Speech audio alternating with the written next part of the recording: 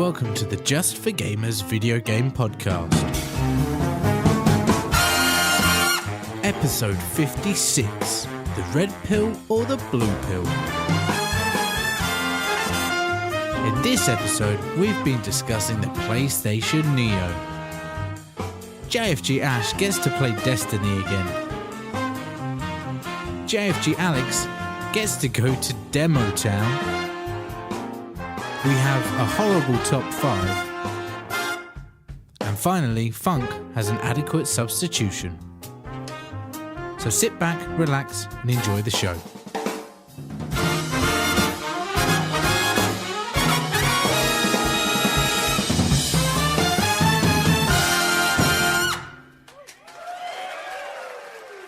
Hello and welcome to the JfG podcast. This is episode 56. My name is Alex and I'm joined as ever by my good friend Ash. Hey buddy, how are you? Hola bitches.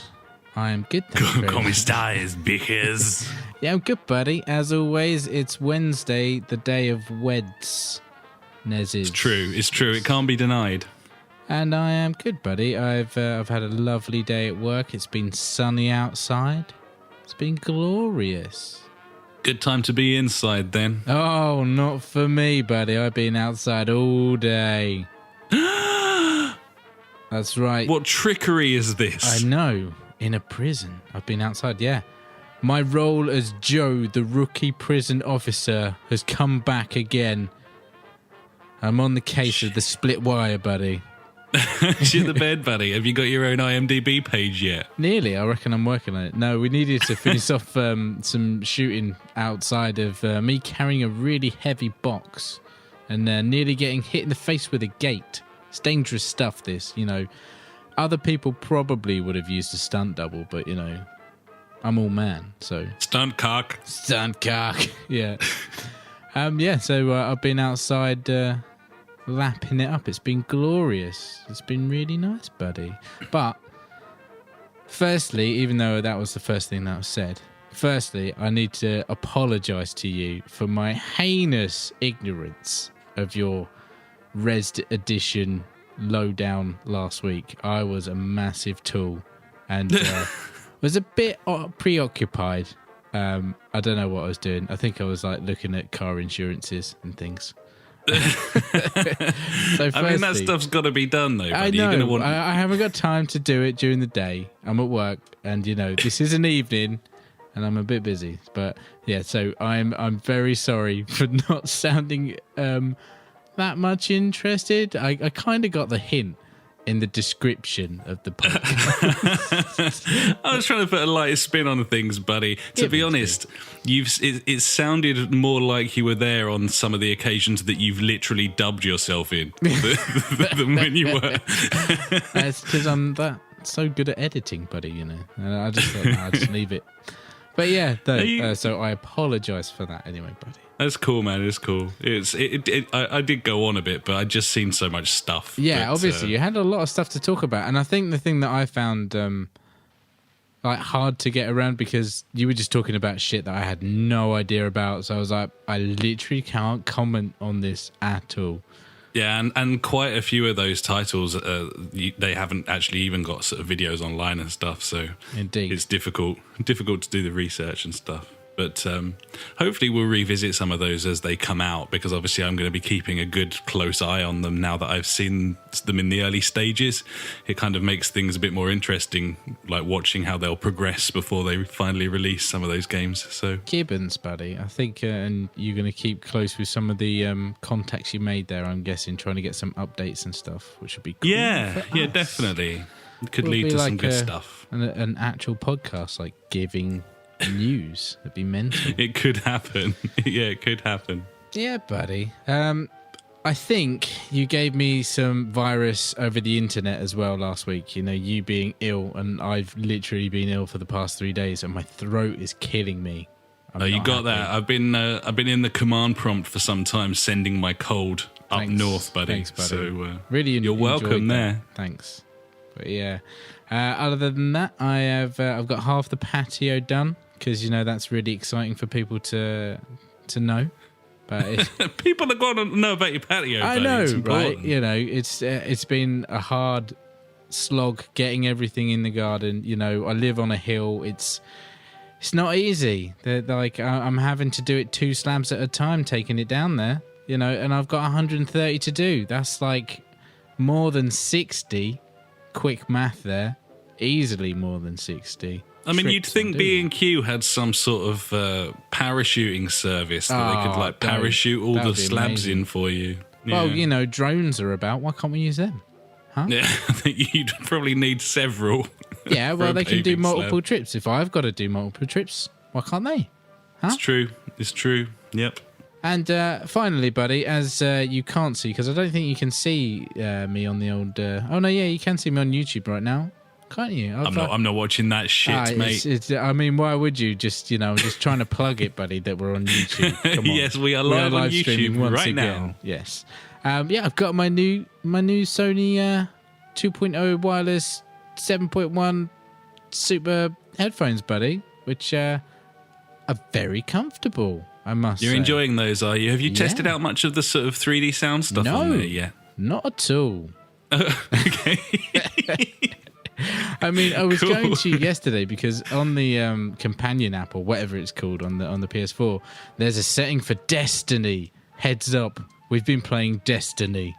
So yeah, I loaded in the Destiny like surround sound mode in it, and I was going to play it with you, but apparently the mic on this thing is terrible, so I got rid of them immediately. It is much worse, yeah. The because it's not on a stalk, is it? It's No, it's somewhere else. just on the side somewhere. Yeah, it's probably on top, I'd say. Yeah. Right on top. But, you know, the box says crystal clear sound through the microphone. I mean, maybe it's a really cloudy crystal. I don't know what kind of crystal they're using for this sound modulation. Maybe it's crystal clear on Xbox Live, buddy. Maybe. Could be.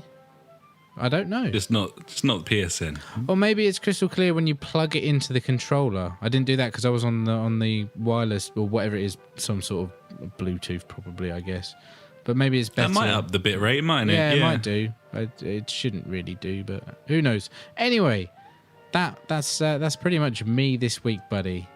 Anything you want to talk about? You know, bore the listeners? To be honest, I've got very little to report. I've played loads of games because I was ill, and that's kind of what you do when you're a little bit sick. Nice. So my missus was busy all weekend, and I was sick anyway. And so, to be honest, I have barely left the house apart from... well, I haven't missed any work days, but other than that, I've just been kind of stewing and kicking the shit out of a cold. But so, yeah, I've done nothing. Yeah, just beating it off. Nice. Just I like it.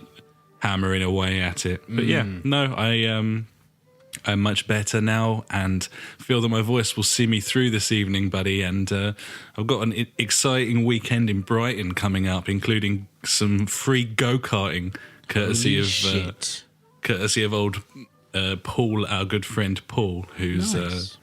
going to brudge me up some free go-karting because it's like a work thing and someone dropped out. So that's No exciting. way.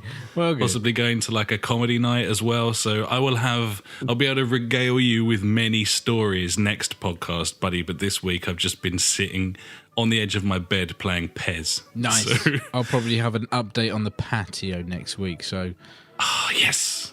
Come on. Cool, buddy. Well, we should probably head into what we've been playing because it's like a 3-page document what we've been playing. So yeah, we've done well. let's head on over.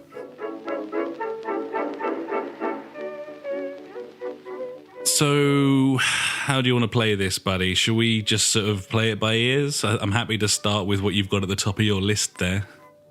Yeah, I guess so. I mean, you've done all the ones that I've got on my list, so I guess go through my list and then you can have your little section at the end there that I can see you've put in, which is nice. Nice.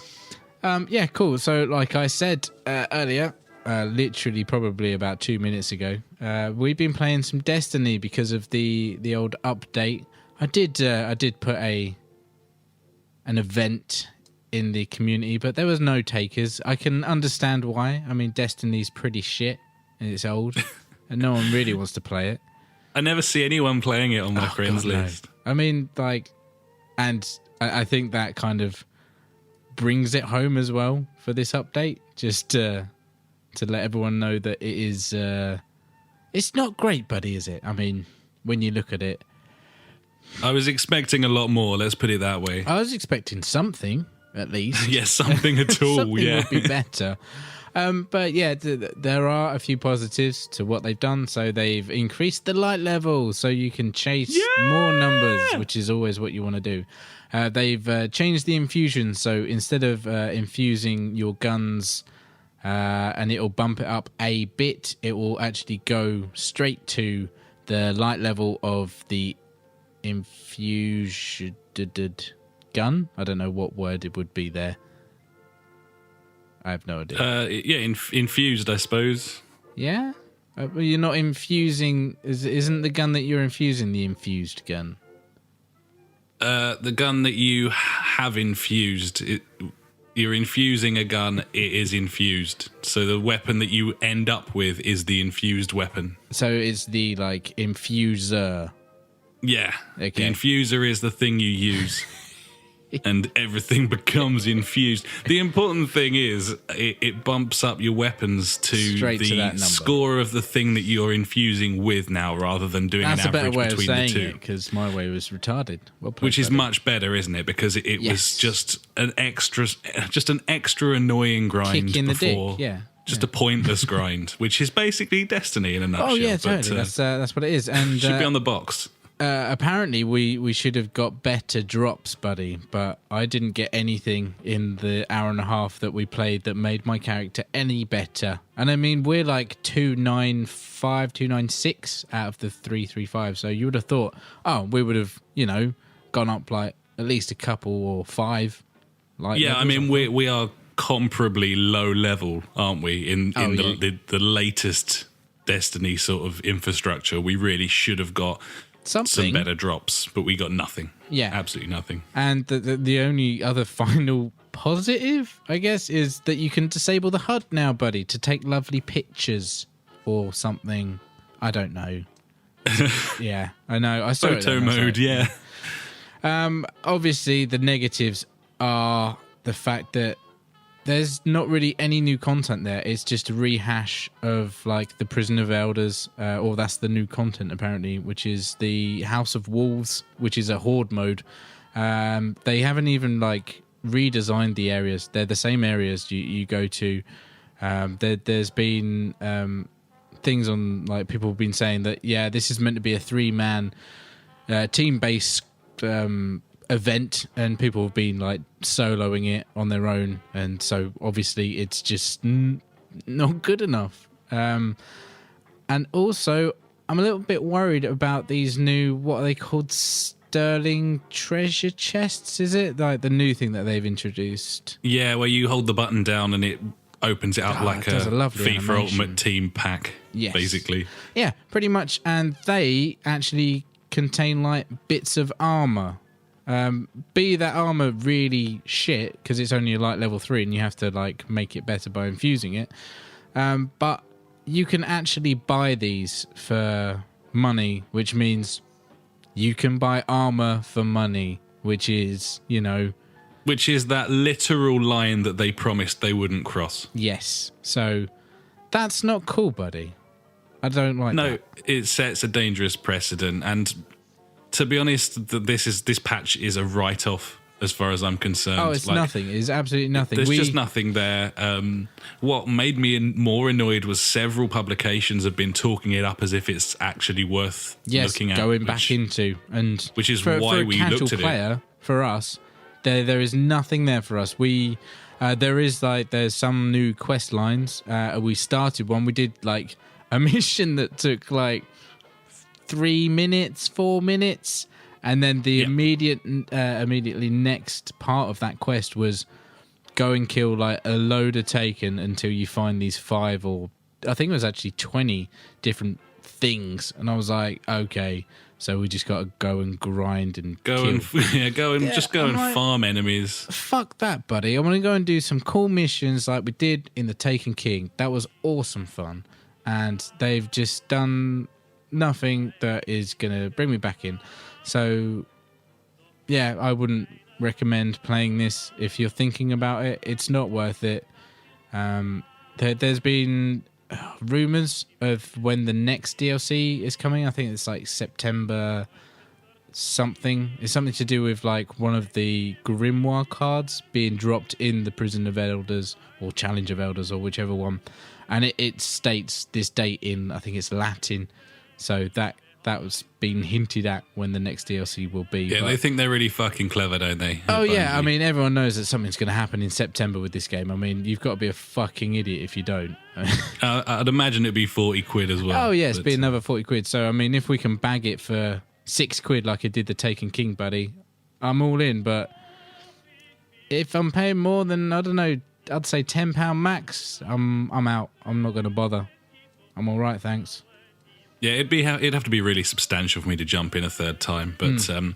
I'm not hugely disappointed because I wasn't expecting there to be anything in this patch anyway. The disappointment came from the fact that there was a sort of vague feeling that there might be something worth jumping back in, and then there wasn't. But we jumped back in for posterity, buddy. We do a podcast. We wanted to make sure we knew what was going on, and it is what it is, which is probably of some interest to hardcore players, but as you said before, as you so eloquently put, buddy, there's nothing there for the casual whatsoever. Unfortunately not, buddy.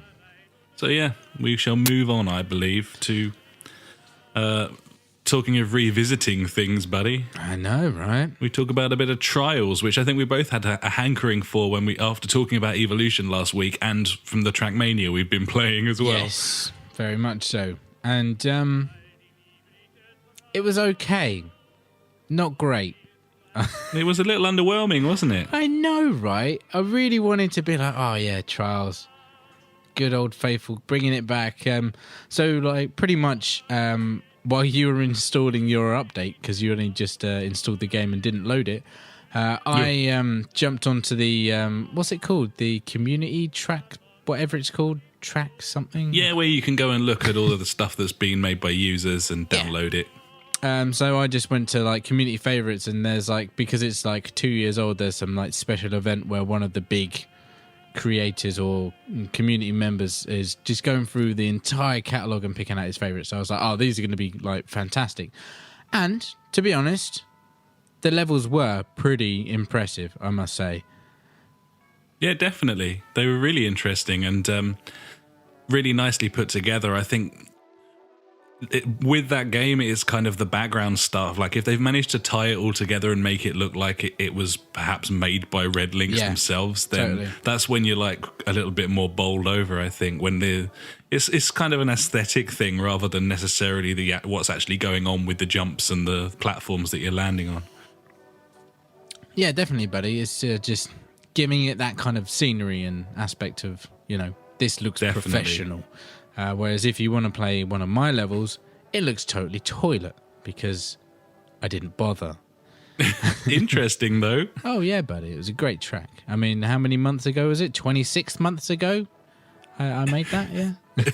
Didn't you just make like a long hill climb on one of the Trials games? Yeah, I think it was Evolution. I think it was for a trophy, like you do. Yeah, I mean, I love these games. I'm always a big fan of Trials. I love like the game like dynamics in it, like how you control the character. But it just wasn't there for me. And then like after playing it, I went and looked at like the customized character thing, and fuck me, how many microtransactions are in that fucking thing?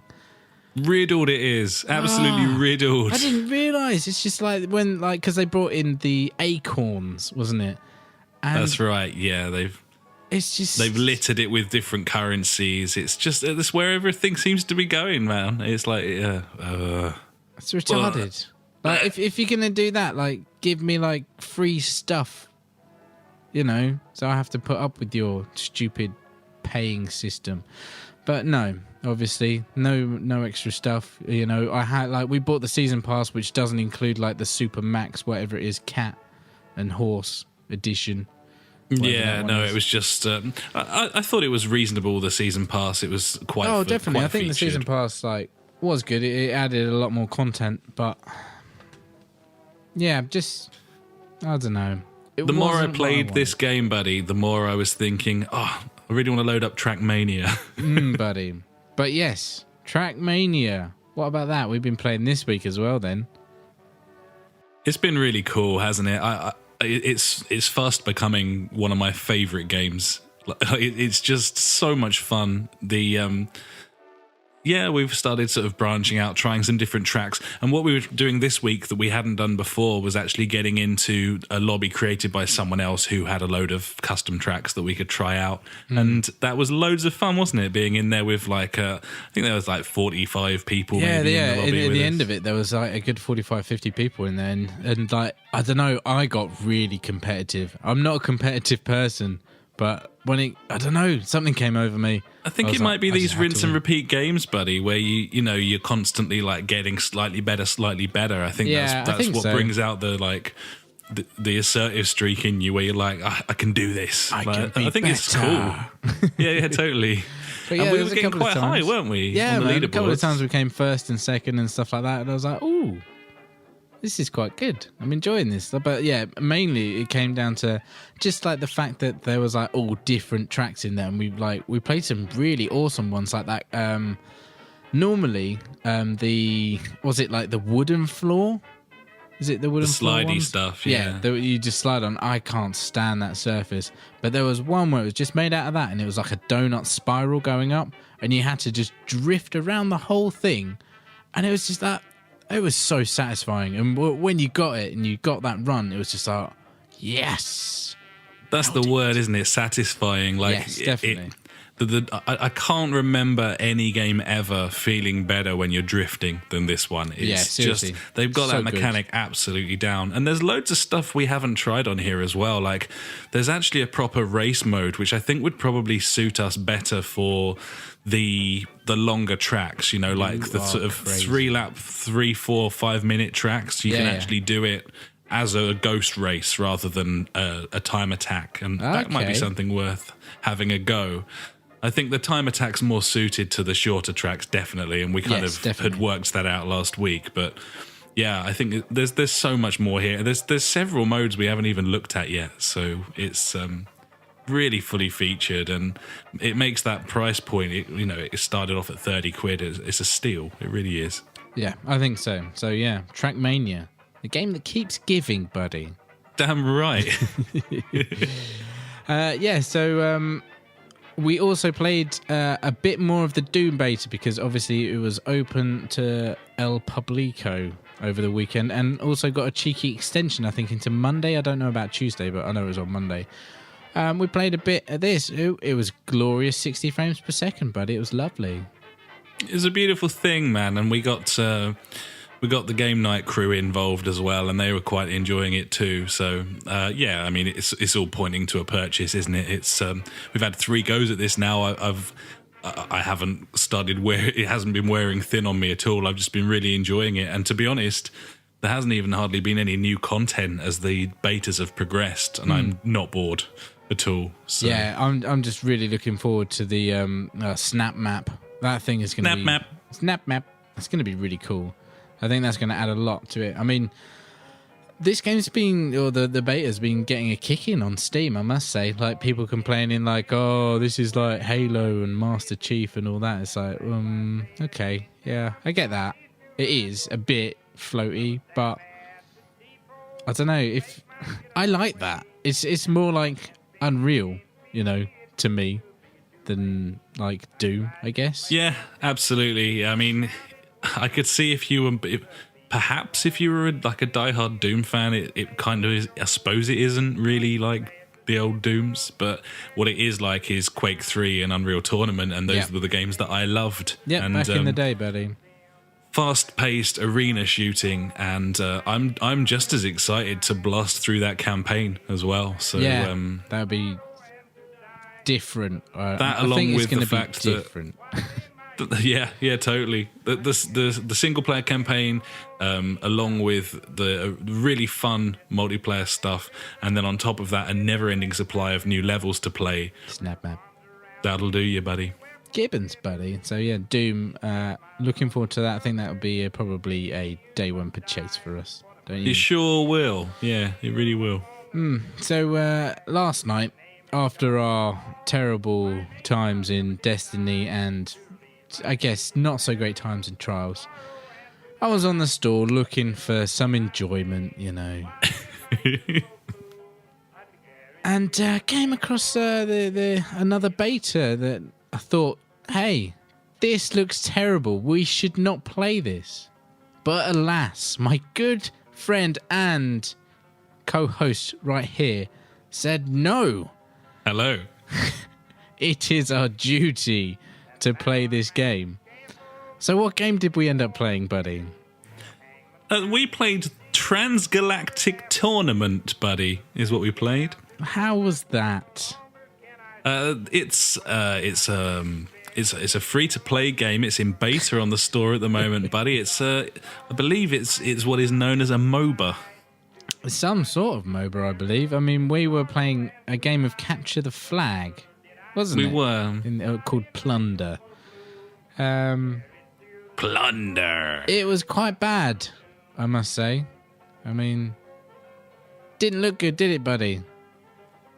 It's a terrible game. I mean, the exact quote that I came out with after... You got a catchphrase for it. After playing the game was, that looks bad and plays worse. I mean, Transgalactic Tournament. Looks bad, plays worse. Lovely stuff. Yeah, this is shite. I think that it would be shite if we liked MOBAs. It would probably be worse if we liked MOBAs because it is a bad game. And once again, it is riddled with microtransactions and all that crap. So, yeah, stay away unless you... I don't know. It's a terrible game. Yeah. It was nice of them to do a free beta so that you could find that out. And oh, it's okay, buddy. All the stats that we got last night, they carry over into the actual game. So... Oh my God! Thank God fuck. for that. Oh. So that is pretty much me done, buddy, for this week's of games. Now you've got a few more to go through. So yeah, crack on, buddy. What you been doing? So my week is separated into PES, Football Manager, and then what I'm calling Demo Town, where I tried out some demos on the store because a few have popped up recently. So, firstly, PES. I've spoken about PES a lot on here. I won't go into too much detail, but for some reason, and I think it's just because I've been building this Bristol City team for about 6-7 seasons, and I've just hit this sort of point where my worst player is like an 88. And they're just absolutely unstoppable. I went through the whole season while I was ill over the weekend. Wow, that's a lot. I won 3 games by 10 or more in that season. My average goals per game at the end of the season was 6. So good average. It's not too bad. I won every game except one game which I drew with Chelsea. They would not let me win. It was 5-5 that game. Shitbags. And PES will do that to you sometimes. But yes, I had the 5 top scorers in the league. I had the 6 top assisters in the league. And yeah, it's I love that game so much. And I don't know where to go with it now, to be honest. I don't know what you can do. I can't improve on that. No. I mean, I can get to a stage where my whole team are plus like 90s. I mean, you should probably just retire. I won't score any more goals than that in a season. I was talking to a friend of the podcast, I Paul. mean, that is it, buddy. You're done for life now. I was no more talking to a friend of the podcast, Paul, and I think he said his record in a season was about 170 goals, which is loads. Yeah, that's silly. I think I ended the season on 234. So, oh dear. Yeah, I love that game. I don't know what to say. That's just ridiculous. It's a fabulous game. Very much muscle memory now. So do you reckon you could do that while you're asleep? I don't know about asleep, buddy, but certainly like any other state other than asleep, and I think I'd probably be winning games on there. Could you do it with one eye closed like a pirate, with a patch? Yes, I could definitely do that. Yeah. Okay. I like that. We should try that. On one of the old Pez's, I played it so much that I could actually play it off of the map. Wow. That's stupid. Because you just got to make sure you keep the ball away from the enemy dots, buddy. So That's true. You just got lots of early passing, and then if you know how long you have to hold shoot down for on that game, then you don't really need to aim. God. So. You've turned it into some sort of Excel spreadsheet or something. Yes, which brings us nicely on to the next game that I've been playing this week, buddy. Oh, yeah. Football in the spreadsheet form, buddy. Indeed. I've been playing Football Manager 2016 this week. How is it? I'm always intrigued by playing a Football Manager game every year, and I never get time to do it, It's the same. It's the same as it's always been. Nice. You've got a full 3D stuff with the actual games now. You actually watch them and it's in some sort of engine. It still looks shit though. That's not really why it's there. It's more streamlined, and what I've found is that they've got a lot of hand holding options on there now. So when you first start the season, you have a meeting with your assistant manager and he says, is there anything you'd like me to deal with this year? And you can basically delegate all of the shit to him that you either can't be bothered with or don't understand how to do. Yeah. So, for example, all friendly match arrangements, youth team stuff, training regimes, I've just delegated to my number 2. Yeah, you don't want to be dealing with that shit. No, so essentially all I'm doing is setting up the first team, talking to the media, obviously doing the tactics and assigning players, which is all I want to do as well. So what kind of media tactics are you bringing out? Are you going Fergie style, or are you going to...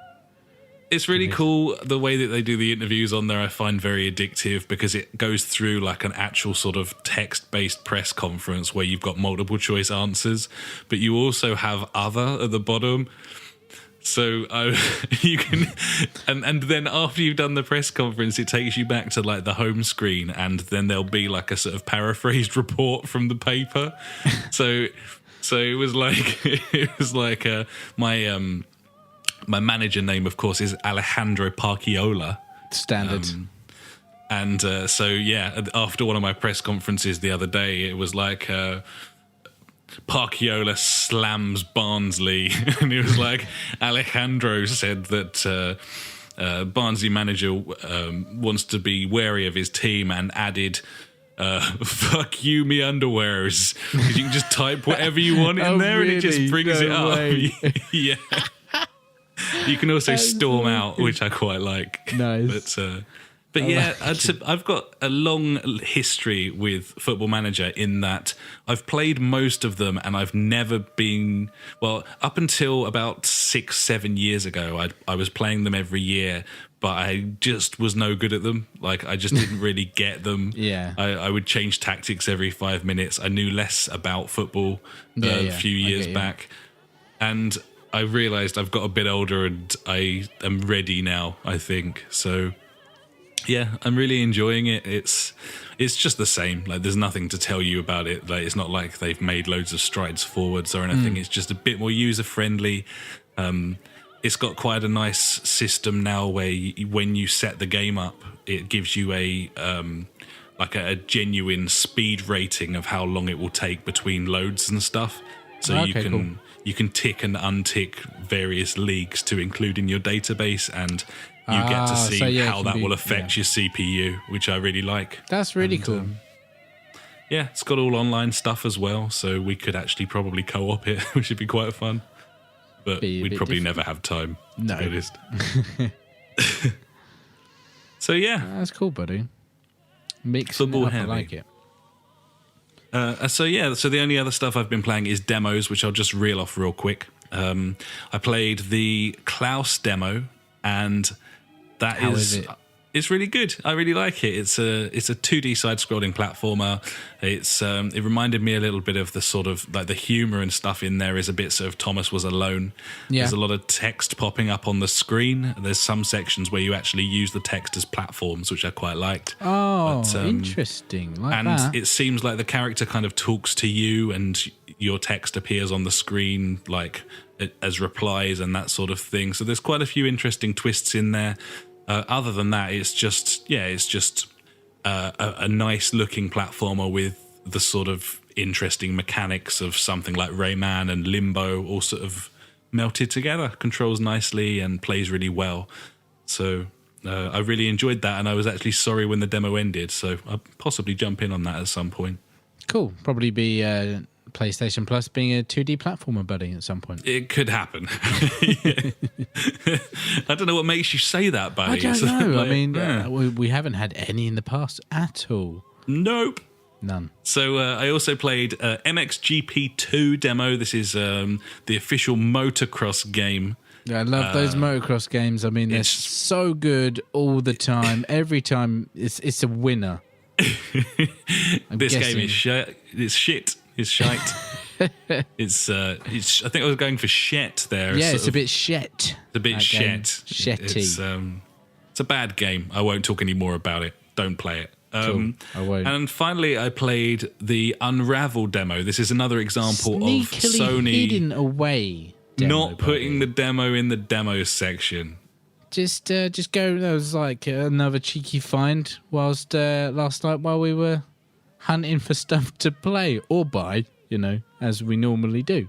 As we do. And I was like, oh, Unravel. Maybe I should play that. And it's like, hey, why don't you try the free demo? Unfortunately, I was going to bed. But you did, buddy. So how is it? It's really, really nice. It's a lovely art style, graphically excellent, and some interesting mechanics, and fun to play and really enjoyable. But I feel that it's probably quite short, and it's not £15 nice. I wouldn't be willing to spend the money on that. It's going to be a once and done as well. Yeah, one and done. Big fan. It's really good, but it'll have to go down even lower because I know that I'd be done with it in 4 hours, and I'm not willing to fork out on it for that. But it's really nice. I love the idea of it, the idea that you're sort of attached to a yarn and you can run out and you have to kind of plan your way through the levels based on how much there is left of you and find more yarn to. There's a lot of swinging mechanics and stuff. It felt a little bit like Worms ninja roping. Yes. Yeah. So there's quite a lot of that going on. The music's lovely. The presentation's really nice. And the story seems quite sort of poignant. And it's got a sort of overworld thing going on as well, where you go into you're in this old lady's house, and you have to like get up onto mantelpieces and stuff to get to pictures, and each photo is like the level. So that's quite a cool overworld. I really like it when there's like a hub world like that. I've always been a big fan of that sort of thing. So, yeah, definitely. It's cool. It's really, really nice. And if you've got 15 quid sitting in your wallet, then I wouldn't regret snapping it up, I don't think. But with the amount we bought might recently, be one that we pick up if it goes on sale, like down to like 8-9 quid. Definitely, yeah. I think if it was sub £10, then it might actually have appeared on your console this morning, to be honest. But but at 15, I'm not willing to jump in. I know it's not a great deal of money, but we buy a lot of games and we have to try and be as sensible as we can. So this goes back to games that are £8-9. The old new PSN sale has just popped on. I'm wondering if we get Life is Strange, buddy, because I think it's only like about 8 quid at the moment. Is that for all the chapters? Yep, that's the whole season pass. It's in the spring sale. I'm game. I'm in for that. Cool. We'll pick that up and maybe we'll report on it next week if we get time. Nice, man. Yeah, I've wanted to play that for ages. Yes, and, we always talk about it, don't we, really? We do, and it's about time we pulled our finger out on that one. That's a good shout, buddy. Definitely. Cool. Yeah, buddy. So apart from that, I think we are done. Unless you have anything else to say. No, man. Gibbons. Full-blown Gibbons. Let's head on to the next section. Nice, buddy.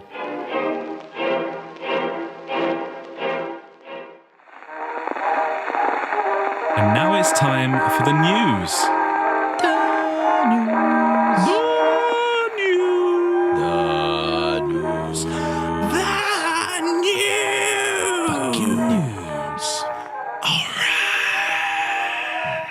Number one. There's a new PlayStation on the way, and it is called the PlayStation Neo for the time being. Yay. Yay. Yeah.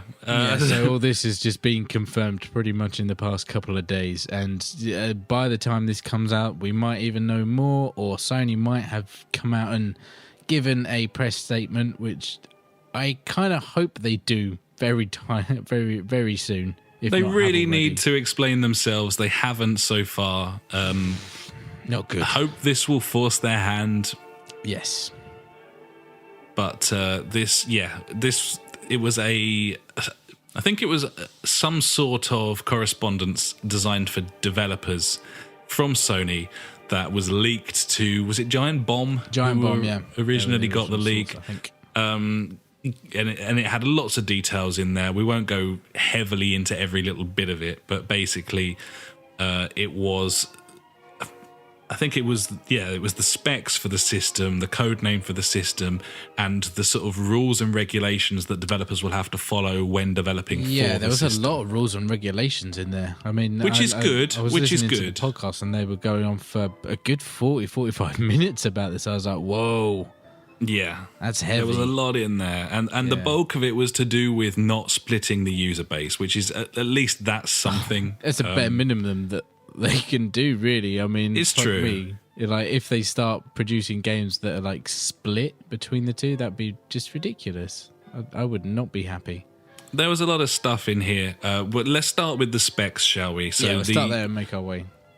Digital Foundry, they produced quite a nice breakdown, as they often do with this sort of thing, and the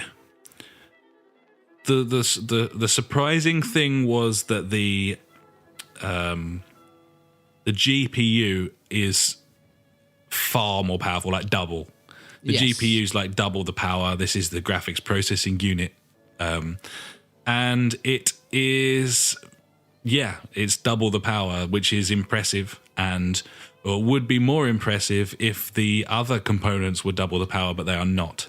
Yeah, I think that's where it gets a bit confusing for me. So, like, they've put all this power into the GPU, but they haven't really done the same with the rest. I mean, obviously, if you're going to double everything, it's going to make it ridiculously expensive.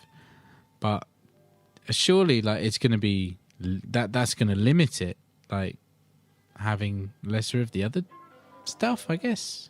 I was talking to a friend of the podcast, Mark, today about this, and he was saying perhaps it's something to do with compatibility. You know, you start meddling with everything, and it makes it much more difficult to get current games to work with the new components, and harder to keep parity, and also perhaps not changing it too dramatically stops developers from kind of destroying the old system with vastly superior products for the new system. So, yeah, the GPU is double the power, but the CPU is the same, just overclocked, albeit substantially. The current PS4 CPUs, it's 8 Jaguar cores clocked at 1.6 gigahertz. This will have 8 Jaguar cores clocked at 2.1 gigahertz.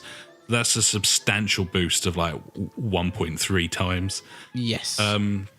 And the memory is overclocked as well, so it's still 8 gigabytes of GDDR5, which we've got at the moment, but currently they run at 176 gigabytes a second, and the new stuff runs at 218, so that's 24% more bandwidth, a good half a gig more memory, basically. Which isn't that much, really. Not really. And you start to think, well, there's going to be a lot of bottlenecking going on there, to be honest. Yeah. So yeah, it's a mixed bag there. My feeling was that I didn't really want this to happen, but if it was going to happen, I wanted a substantial upgrade. And looking just at the raw facts, I don't think that that's a big enough one, to be honest. I don't know. What do you think, buddy? No, I think it's like there's like, a lot of people are throwing the terms about mobile phones at the moment. I'd say it's the difference between like, not that I have iPhones, but like, is it the iPhone S and like the normal iPhone? You know, it's like the difference between them. You know, they're brought out at the same time, but one's better and faster than the other. But they're still pretty much brand new and they do the same kind of jargon anyway, but one does it that little bit better. Which is fine when you're iterating yearly and people are buying it on a contract, but not when people are forking out sort of upwards of £350. This hasn't been priced yet, but it'll be at least that, surely. So, yeah, I think I saw an article where it was rumored to be like $400 or something like that. So it could be £300, but yeah, it'd probably it could be.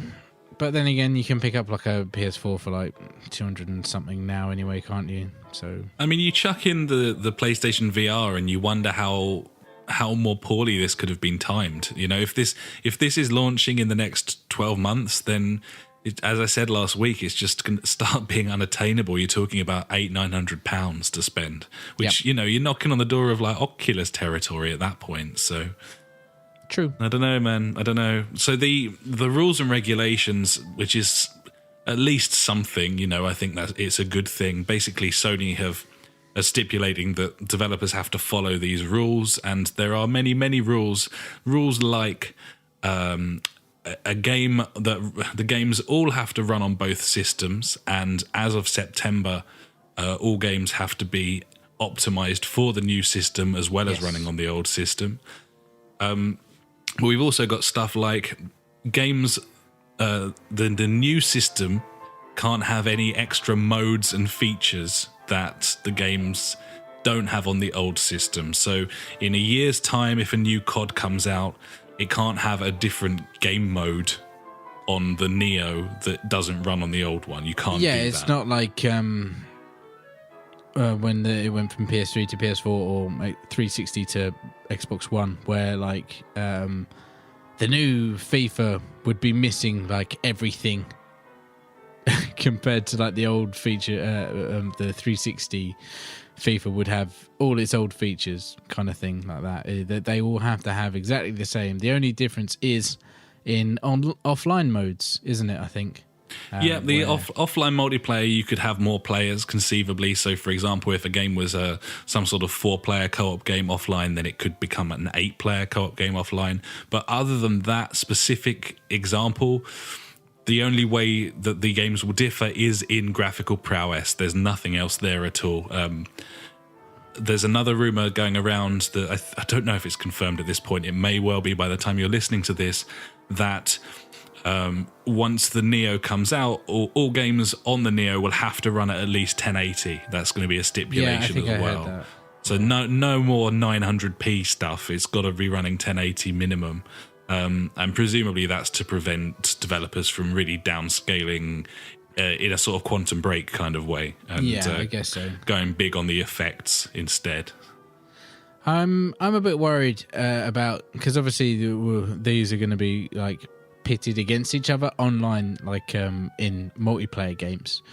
So what happens when people are getting, you know, more frames per second than we are? You know, I mean, it's not a great advantage, but it's an advantage. Yeah, I totally agree. And when you're in a sort of really like maybe a tactical shooter, something like Rainbow or or even COD, like Rainbow. I said Rainbow. You know what I mean? Yeah, I know.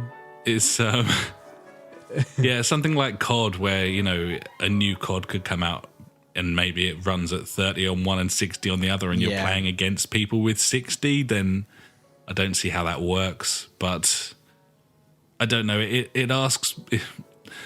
Finding this stuff out, we now have more questions than we had before, so it's difficult. Which is worrying. Are you still dead against this, or are you at all? Are you in any way coming around to the idea of this, or are you still really sort of fervently against it, like we were before? A lot of games journalists and things are saying like, "Well, yeah, I'm going to get it because it's my job, and that's what we do. We get the latest consoles and we play them." But it's not our job. This is like a luxury for us, and I don't know. I don't know if I can justify doing it. Like, there's clearly not going to be any like trading system from Sony, so maybe Game or somewhere might do like, yeah, give us your old PS4 and you get like, I don't know, 150 quid for it. So then you only have to pay another 150 quid. But then again, do I want to pay 150 quid just to get this? I don't know if it's substantial enough of an upgrade for me. Like, I don't know. Like, Apple, they say that you're meant to upgrade your phone like every 2 years. I think there was like some stats come out and they said that. Like, I think it was only a couple of weeks ago I read an article about it. And I don't know. I think that might be what I do with consoles. If this is how it's going to be, I'll upgrade every second console or something.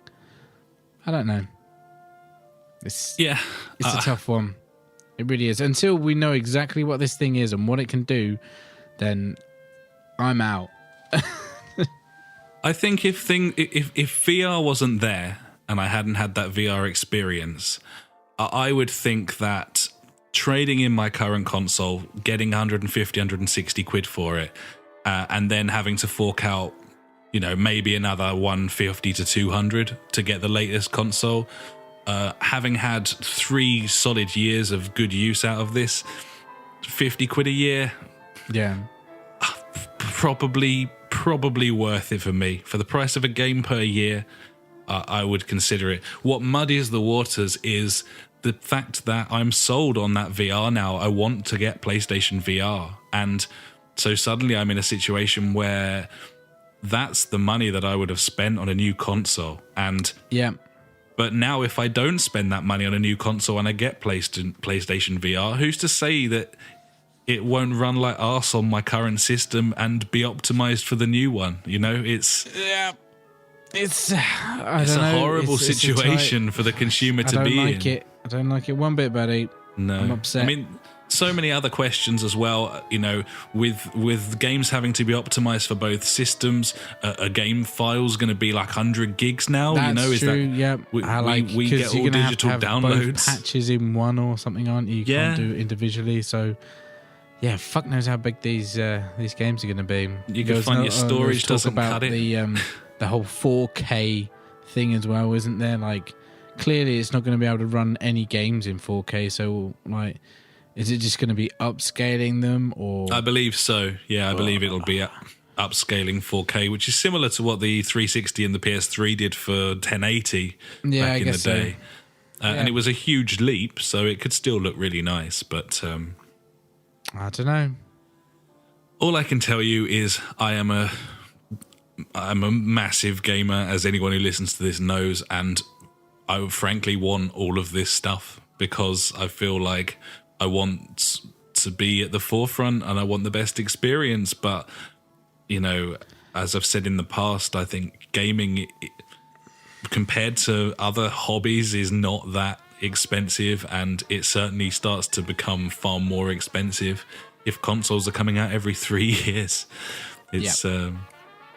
It's probably every 3 years is probably more regularly than you would upgrade a gaming rig, to be honest. So I don't know. It's food for thought, but I don't like it, and I just wish Sony would come out and spill the beans, to be honest. I don't want us to have to wait for E3. It's still a good way off.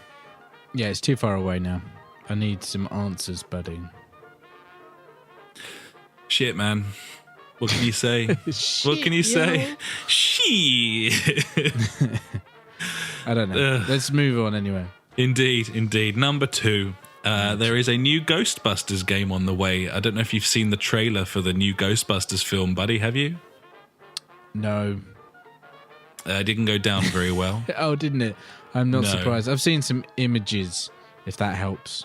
It's, it looks like Bridesmaids Ghostbusters edition. Yeah, I was like, what is this? What is this? I don't know. Anyway, yes, there's a Ghostbusters game coming out. It's a movie tie-in, buddy, so I'm sure it'll be great. Huge fan. Easy platinum in the bag. In the bag. Cool. Next, Dark Souls 3. Wow, that was Dark quick. Souls 3. We dismissed that game immediately. I love it. I got nothing else to say Fuck on that that until game. Dark Souls 3, let's go. Dark Souls 3 has sold almost 3 times as many copies on PS4 compared to the Xbox One, which is anomalous because the digital sales do not tie in with that whatsoever. But yeah, like 72% of digital sales are on the PS4, which is massive, absolutely vast. That's too many. It's loads. Any reason why? Has there been research into this? Just more people have PS4s, but that doesn't really no, because in last year it was swim. like the 360 always outsold the PS3, but not by that much. No, I mean we're not in a 3-to-1 situation on the consoles, so I don't know, no idea. But there you are. I got nothing else to say on it either. Obviously, no, that's a great fact, though, buddy. Cheers. You're welcome, buddy. We'll move on. One of the games that I was talking about from the Res show that I saw was City of the Shroud, and I mentioned that it was in Kickstarter, and they were just shy of their target. Yep, I totally remember that. Yeah, you do. They have made their target. They were only after 14 grand. They've cleared that already. This is the episodic one. Yeah, this is the one that looked a bit like That's sort the only of bit I remember. Banner Saga, and it's real time combat, even though it looked like it was turn based. Yeah, I remember you saying that. Yeah. Really nice art style, and yes, episodic, where they're kind of writing the story based on how people play the first chapter, kind of thing, which I really liked. That. Yeah, and they said that they were in close talks with Sony, buddy. Yeah, man, they're See, I know, I wasn't. There's talk of that coming out.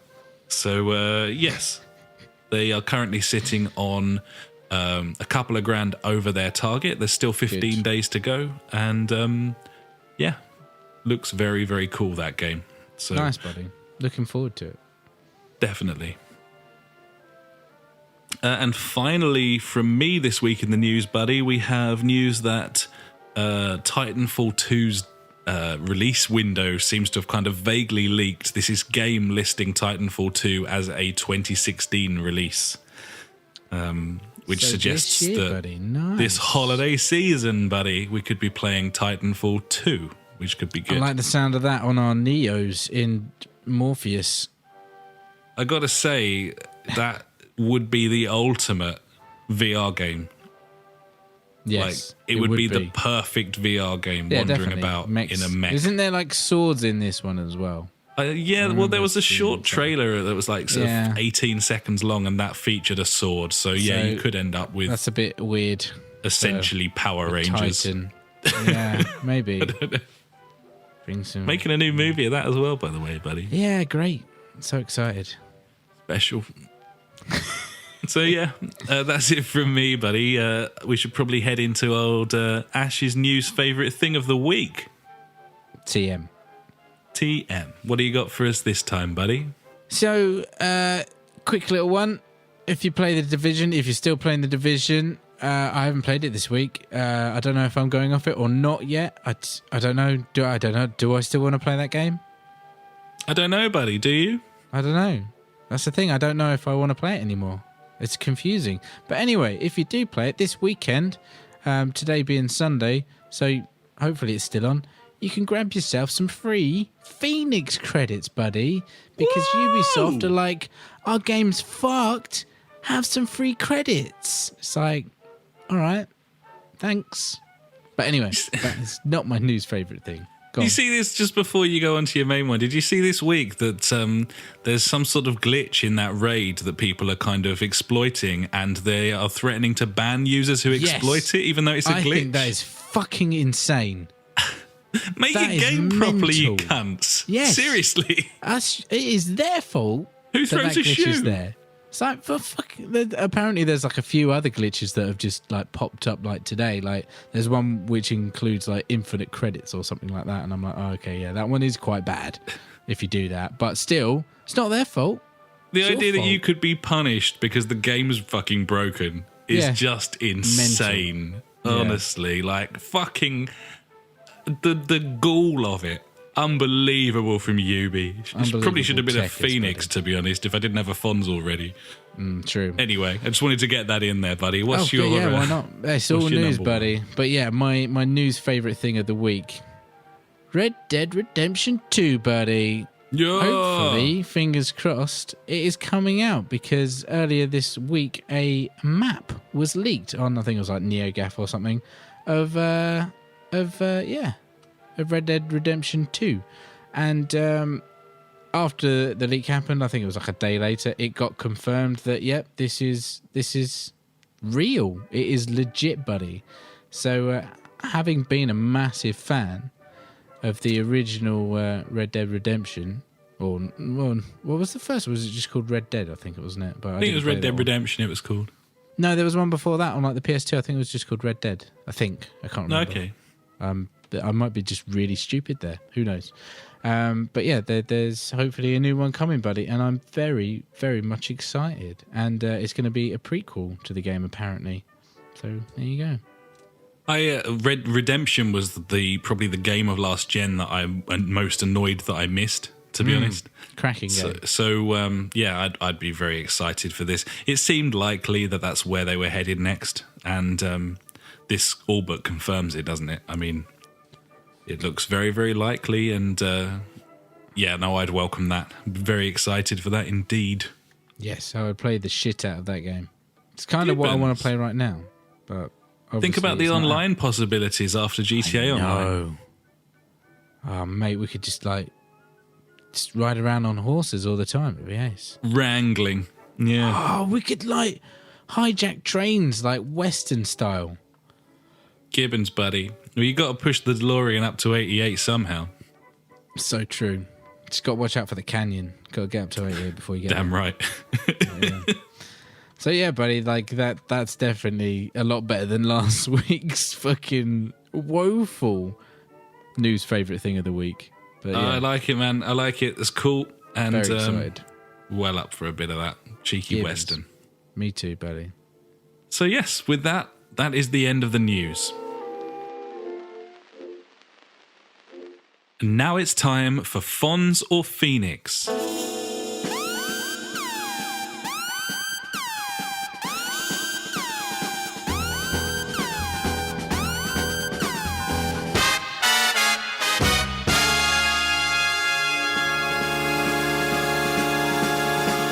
What we got this week, buddy? Fonz or Phoenix? Up or down? In or out? Other things. Well, we're staying on topic for the week that's just passed us because there was a Gears of War 4 beta going on the old Xbox One. We actually tweeted a code out for one lucky person to Did I get it? I don't know. I don't know if anyone took that, but it was courtesy of old Funk who had it sent to him and had no use for it. So thanks very much for that, Funk. And I hope you enjoyed that, whoever got that one. But what interested me about the latest details, obviously there's a lot of stuff coming out about Gears 4 at the moment, and one of the things that I really liked the look of was the DLC plans. Obviously, it's always a bit of a... You told me about this yesterday or the day before or something, and I was just like, that's a really clever way of doing things. It is essentially the Guitar Hero Live way of doing things. Yes, it is. That's a great way of putting it, buddy, actually. Really good. So basically, the DLC in Gears 4, normally the DLC and the season pass and everything's announced, and I sort of roll my eyes and close the page. But this is a DLC with a difference, buddies. So Gears 4 will have, obviously, its base maps, of which there will be many. Some of them are throwbacks and some of them are new ones. But then there will be DLC maps, and they will be on rotation, like a sort of playlist, and they'll all be free. When that one's come round, then that's the one that you're playing, and there'll be different ones unlocked at different times, and they will just rotate. You never need to buy any of them, but if you grow attached to specific maps, then you can via microtransactions pay for them, and I think that is the right way to go about microtransactions. I think that's really cool. And it's a clever way of doing it because it doesn't split your user base. It makes sure everyone's have got the content available to them and no one's missing anything. No one feels an obligation to spend more than they want to. And Totally. Because if there is a map that you really like, you can buy it. But yeah, you don't have to.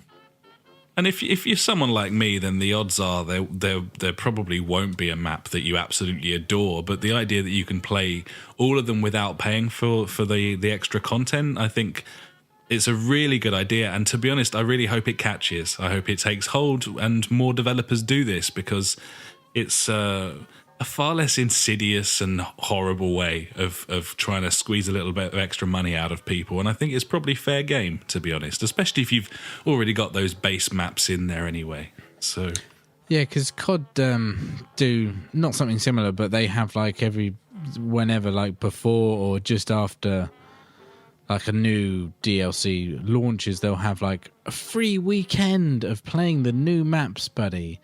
And I'm like, oh yeah, I really need to play them to see what they're like and see if I like them or not. And I'm like, I only have 2 days to cram these in to see if I like it or not. Whereas this model, I'm just going to play it and then it'll pop up while I'm playing it at some point. And I'll be like, oh.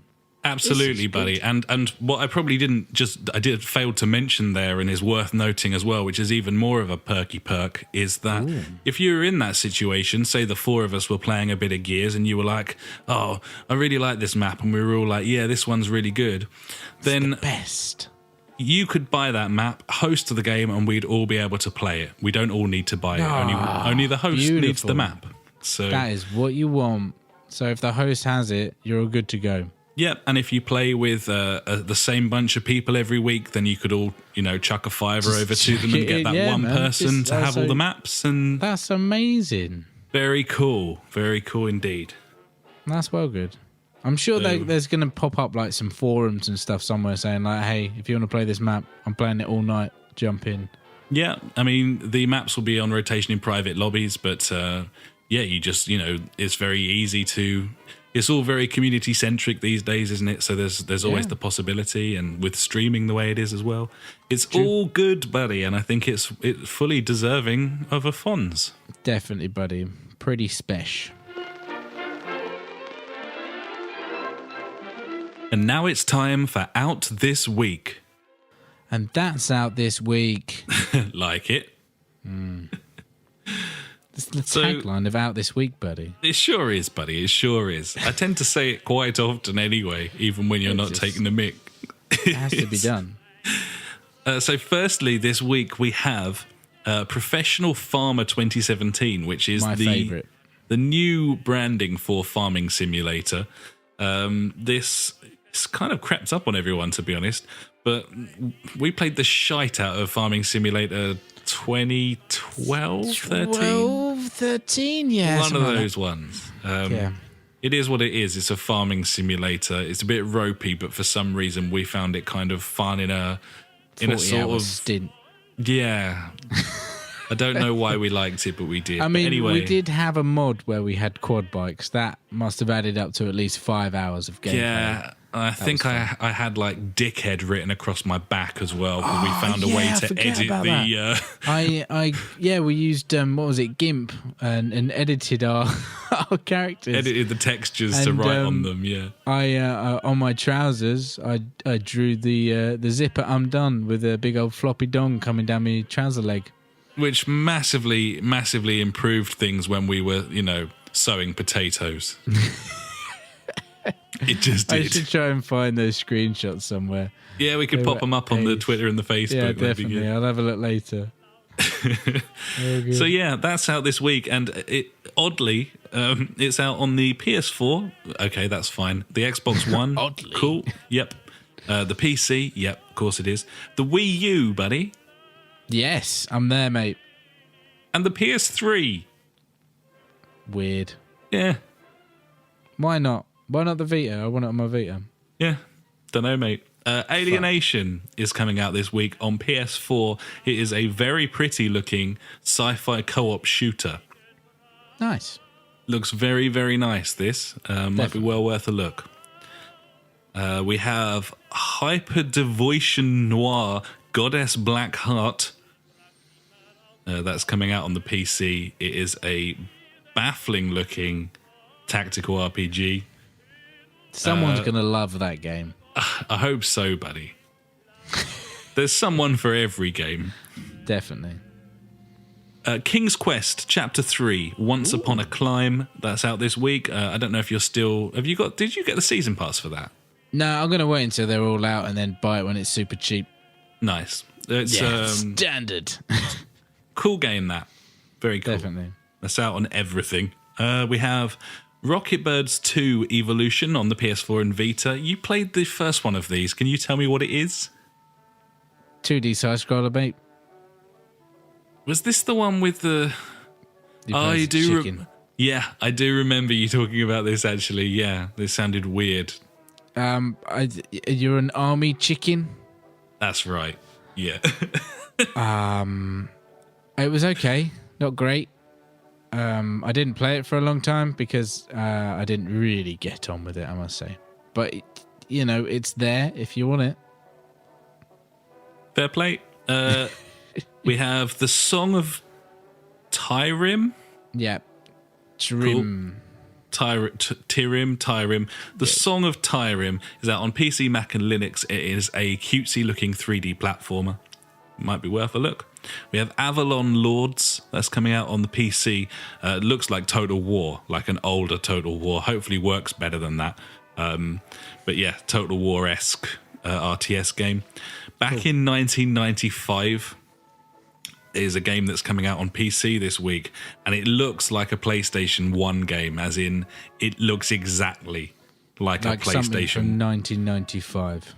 Genuinely like a blocky, horrible mash of polygons running at about 12 frames per second.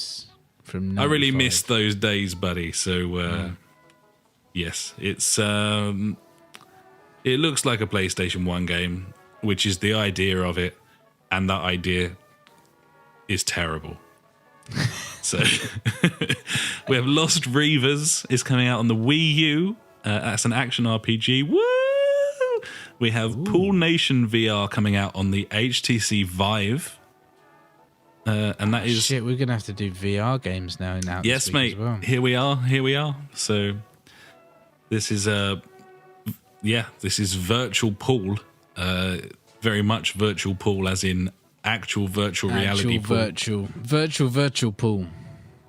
So virtual tennis would be virtual tennis. Do you think in this VR pool you need like a similarly heighted surface in front of you? Otherwise you're just going to be getting a bad back, aren't you? Bending over all the time.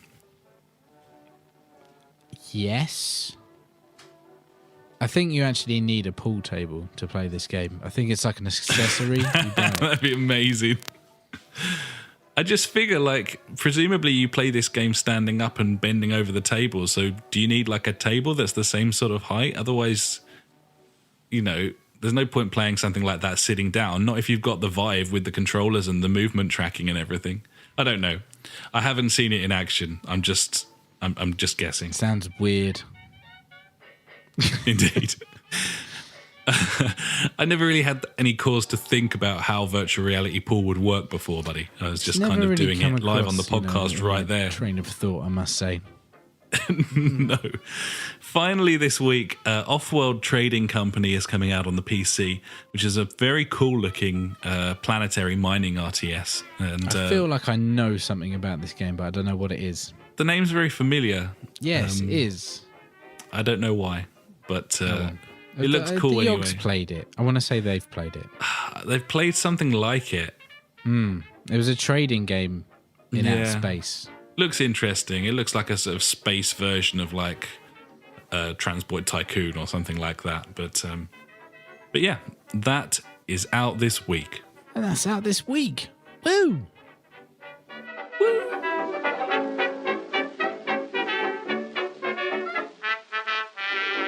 And now it's time for the JfG Top 5.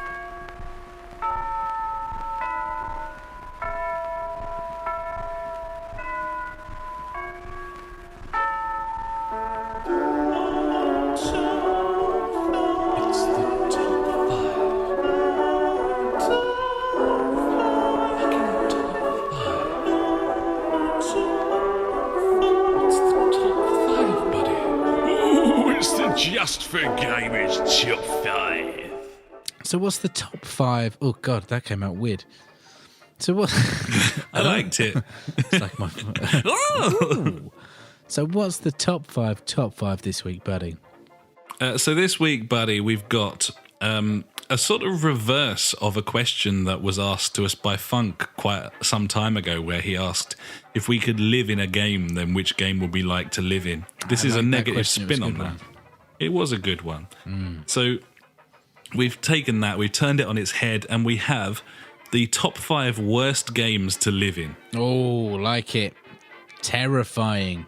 I mean, that's probably the best place to start. I don't want to live anywhere where I'm going to be scared. This is a collaborative list, and you dished in with the first couple here. So, indeed. So I clearly just went for PT. One, you're in like just a corridor. I mean, you can't get out of that corridor. You're going round and round, and it's scary as fuck, buddy. So yeah, I'm all right. That little girl, she can fucking do one, mate, as far as I'm concerned. Buddy. I'll probably just sit in that one room. I wouldn't leave it when it loads up. Yeah, I mean, you'd never get out of there. I mean, it was almost impossible to complete for anyone actually playing it with a controller, because it was so under the radar weirdness, looking up like random web pages online and that sort of thing. Yes. But yes, terrifying world. I'd probably just stand underneath that fridge that's hanging from the ceiling and wait for it to crush me to death. Just like, come on, kill me now, please. Indeed. So number 2 worst games to live in, Manhunt. Manhunt. I think it's just come to the PS4 as well, which is I think why I thought of it. But yeah, glorious, buddy. Not a good place to be, buddy, is it? No, I'm not a massive fan of being smothered with a plastic bag and beaten about the head with a club, buddy. I don't know about you. No. No. And plus, like, it's a bit boxy, you know. You don't want to be there. It looks terrible. It doesn't look great, yeah. Graphically poor. You don't really want to live in a graphically poor environment. True. It's true. Very true indeed. Number 3 on our list, Dark Souls stroke Bloodborne, because you are already fucking dead. So forget it. Yeah. Basically. There's no point living. I mean, you're dead anyway. You're dead. You're actually not living. You're dead. And if you're not dead, you died. And you're dead. Dead. Number 4, Half-Life, buddy. Go on then. Why is it so bad in Half-Life? Because your entire existence is at the mercy of one geeky fella with a crowbar who can't even speak, and you'll be forever in limbo waiting for a sequel that will never come. And also, buddy, he's not even there. It's just his hands. It's just his hands. He hasn't even got any feet. Or a face. How can he save the world without a face? Which brings us on to number 5, buddy. Nicely done. Assassin's Creed. Oh, why is this, buddy? You might think, Assassin's Creed, it's travelled the world, Assassin's Creed, Black Flag. Anywhere. Nice. It's a lovely living place on the islands. Yeah. Could be really lovely. So what's wrong with Assassin's Creed, buddy? Because you never know if they'll bother rendering your face. I like my face. Big fan of it. You might not have one. I might not have a face. It's gone. Your face is gone. That's a shame. Just your eyeballs and lips. Just eyeballs and lips floating. That's weird. Yep. No skeleton. Yep. No brain. Couldn't make any friends. How am I talking? I don't know. Fucking magic. Wizardry. Wizardry indeed, buddy. And there we go. That is our top 5. Like it? It's a good top 5. Actually, it's a bad top 5. I wouldn't want to live any of them places. No, fuck that shit, buddy. Gibbons. And now it's time for Many Moons Ago. Many Moons Ago.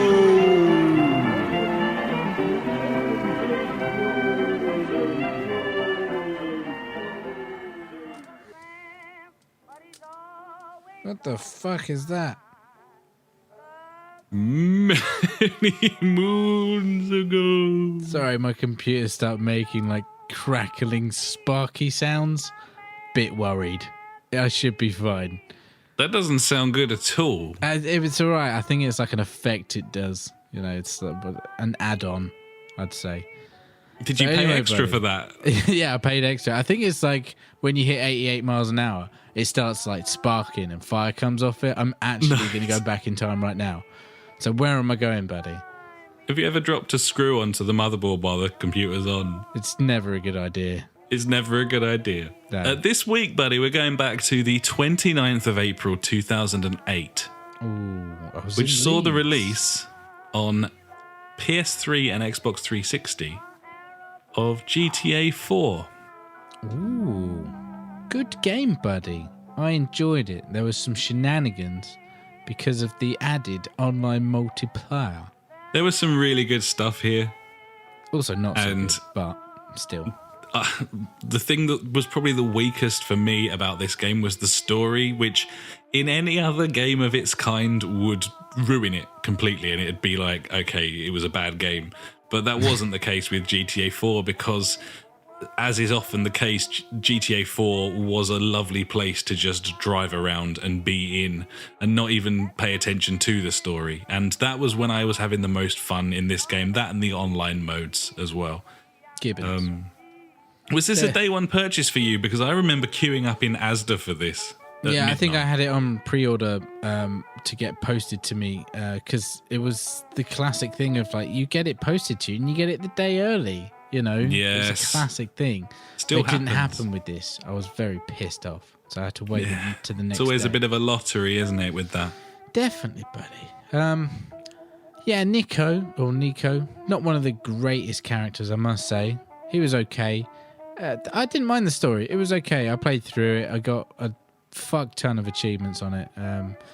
But yeah, it was just one, the sheer size of it, and two, like the graphics at the time, because like the last GTA, San Andreas, wasn't it? Which I didn't really play. So really, the last GTA that I got into was like Vice City and stuff. So compared to that, massive improvement.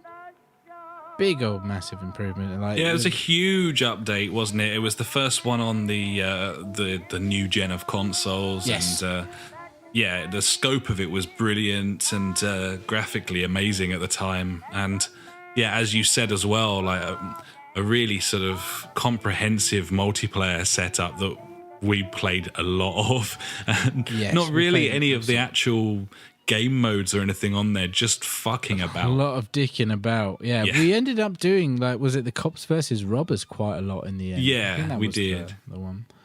I think my really good fun. My never-ending memory of GTA 4 was that glitch. The car cannon, buddy. The car cannon. There was fucking so much fun. We spent such a long time at the car cannon. Why did we do it? It's just because it never got less funny. It was reversing into this fucking swing set, and then this was a glitch that was never fixed, as far as I know, in a kids' play park in a part of town. And if you drove into or up the kids' swing set and kind of positioned the car in a certain way, or the fire engine in a certain way, then it would catapult you into the air, like hundreds of feet into the air, and you'd fly across the map. And we used to have competitions, like a sort of javelin competition, to see who could get the furthest on the map. Clearing the park was the goal. You know, that was the long shot. That was the one. But yeah, like, far too much time spent on the old car cannon. But just a really good game. Like, I bought the Lost and Damned DLC. I think it was the Lost and Damned on that. It was, yeah. Yeah, and but by the time that came out and I started playing it, I was like, I can't do this anymore. I've played this game too much. So, unfortunately, I never really got around to finishing. And plus, I never found those bikes really that great because I would always fall off and die, which was annoying as fuck.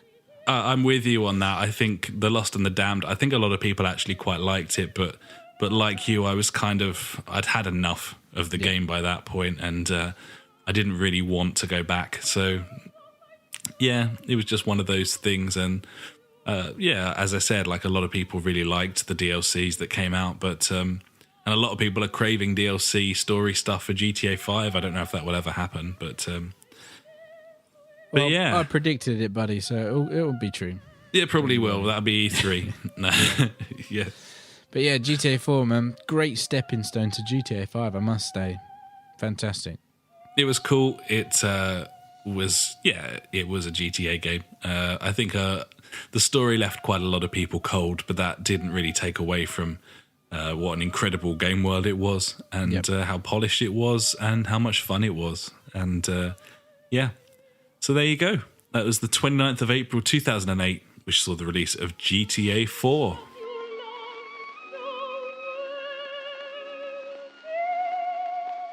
And now it's time for the JfG quiz.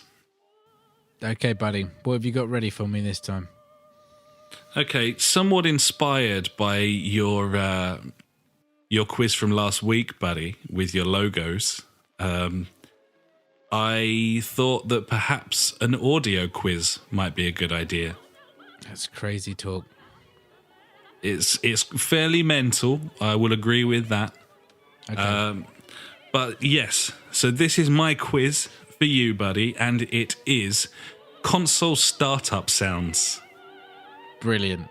Thanks. So this is, you turn the console on, and then it does this sound. So that's what's going on here. I have placed 5 MP3s in the folder, and so yeah, they are labeled 1, 2, 3, 4, and 5, buddy. And so yeah, fill your boots. Luckily, I've got this set up, so it's going to go out on the live stream at the same time, buddy. So we're good to go. Beautiful. I know, fantastic, isn't it? So I will say number 1, and then you can play number 1. Sounds like a plan. Are you ready? Yes. Number 1.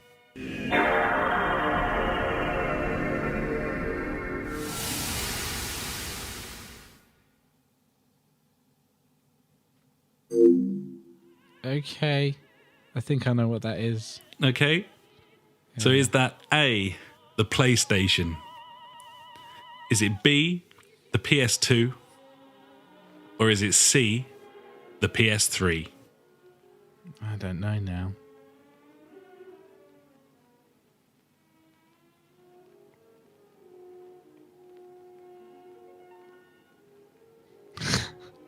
It's not the PS3, I think. I don't know. PS2? But I want to say PS1. PS2. You're going with B, PS2? Yes. I'm going to get all these wrong.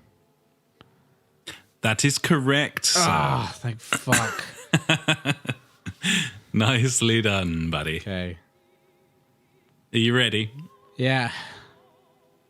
Number 2.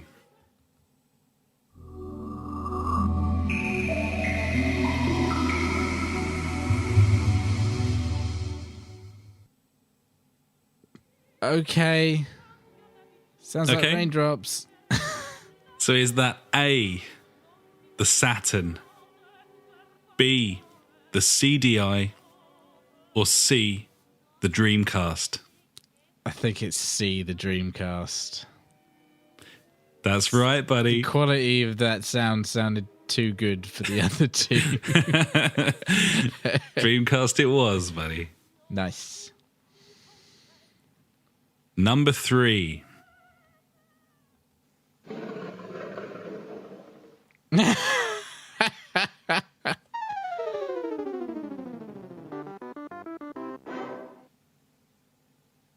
You good?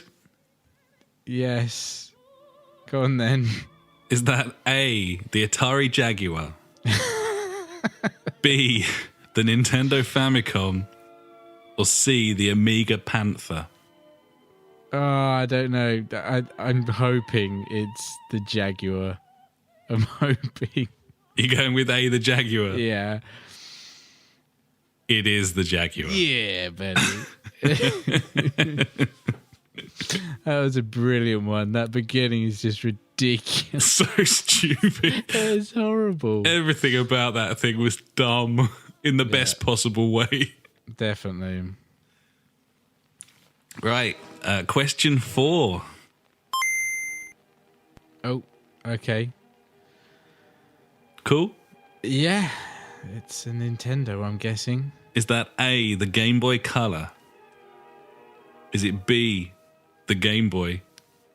Or is it C, the 3DS? I don't think it's the original Game Boy, because that was like a badunk. I'm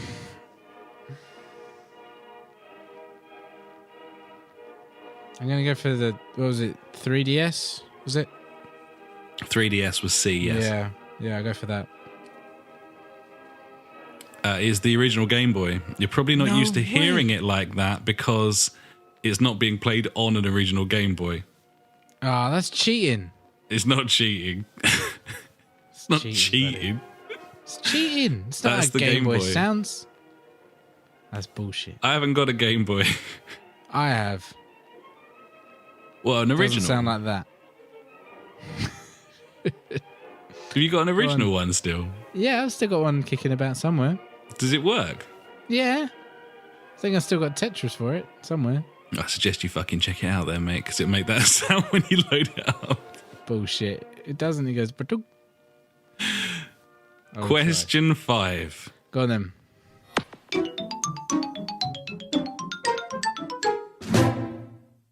Sounds like some kind of crazy Nintendo thing again. So is that A, the N64, B, the Nintendo DS, or C, the Nintendo GameCube? It's gotta be fucking the stupid GameCube. The sound was retarded. That is correct, sir. Nailed it. It is the GameCube. Nice. So that's 4 out of 5, and I may have to retrospectively offer you that 5th point because I need to do some research if you're not happy with that. No, I don't know. I don't remember it making that sound, but then again, that was like 20 odd years ago, probably more. So I will have to. I'll have to investigate, buddy. We will revisit that for next week's podcast. But either way, that was my quiz, and I hope you enjoyed it, buddy. Nice, buddy. It was a good one.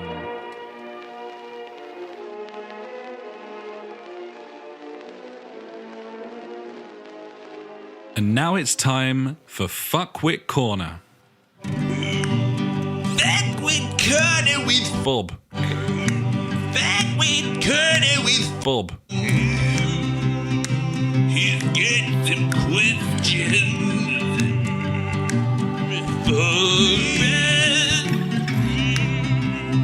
Bob.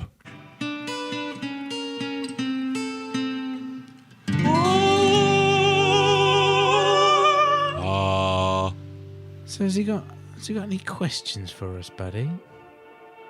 He has not got questions for us, but he has... I don't really know how to put it, to be honest. He's voted in Bob. I think Bob... Subbed in. Bob volunteers as tribute. I think that's what's going on here. Nice. Which seems fair. So yeah, this is Bob. Bobwit Corner? Yeah. Bobwit Approved. Corner with Bob. Here we go. PJ's going to be furious. So Bob's got questions for the podcast. And here we go then. Do you think PSVR will revitalize the stagnant water that is modern gaming, buddies? Will it succeed, or will it be an ever-present gimmick such as Kinect or 3D? I think to start off with, it's going to be gimmickish, but I'm hoping it will end up being some sort of awesome powerhouse. Fingers crossed. But I don't know. I don't know. It's for me. I'm taking the safe route of saying it's too early to say, which is a coward's way out, I think.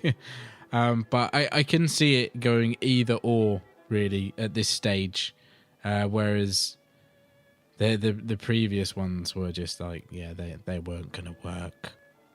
But, you know, like, the thing is, like, we say that they didn't work, but, you know, those added with this new virtual reality, you know, that's where it could really come into its own. So, like, you've got your VR on. We know that the PlayStation uses the camera to track where the head is.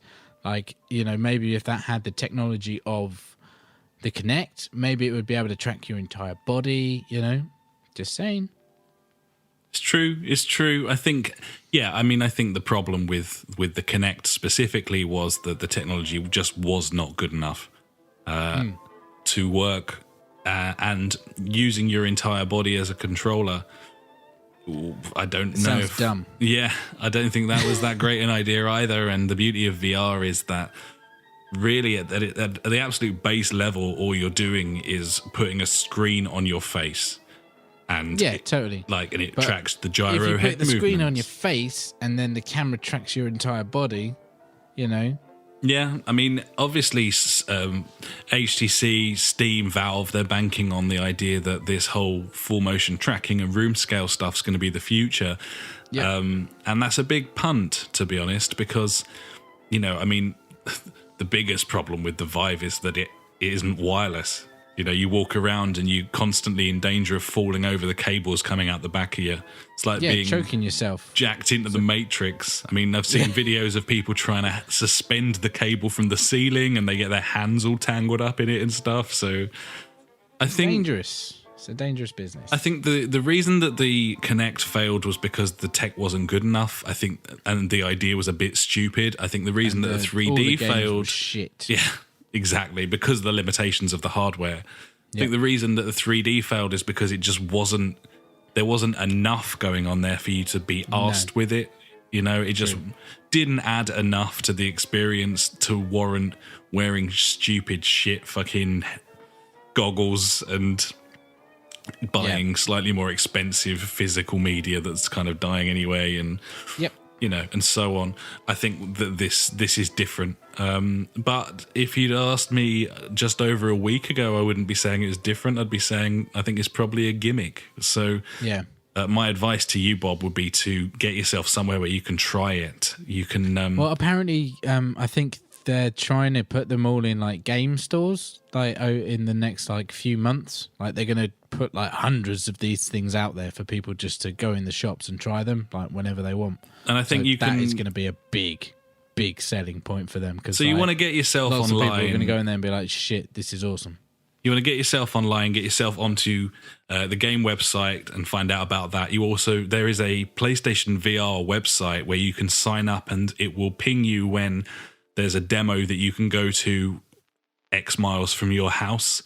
My recommendation, having tried it, is that you need to try it. And I don't believe that I can do any more than I did last week to convince people that this is great. I won't go into it all again. And I also understand that before I experienced it, I was listening to loads of podcasts that were telling me it was great, and I didn't believe them either. So you just need to try it out, and then you'll know straight away. That's what needs to happen. Cool. But no, personally, I don't think it's a gimmick. I think that it is where we're headed. Yeah, buddy. So Bob also says, will the Nintendo NX be the console of choice? There have been positive rumours about system power. Will we all be playing Mario Kart online? Firstly, that would be fucking ace. I would love to play Mario Kart online, like properly online, like we play any other multiplayer game online. So just like a game, I would love to do that with Mario Kart. That would be loads of fun. I'm with you on that, and he elaborates here, and he's really hitting home on something that I totally agree with here. Given the PlayStation Neo and the inevitable Xbox upgrade, will it piss people off enough to go for the NX if Nintendo time their release correctly and come out at a good price? This is it, right? This is a real massive opportunity for Nintendo. If Sony are trying to launch a more powerful console, and Microsoft are trying to do the same, and PlayStation VR's coming out in the same window, it's a big old mess and a great opportunity for Nintendo to capitalize. Yeah, because some of the rumors are saying that, the NX, it's better than the PS4, specs wise.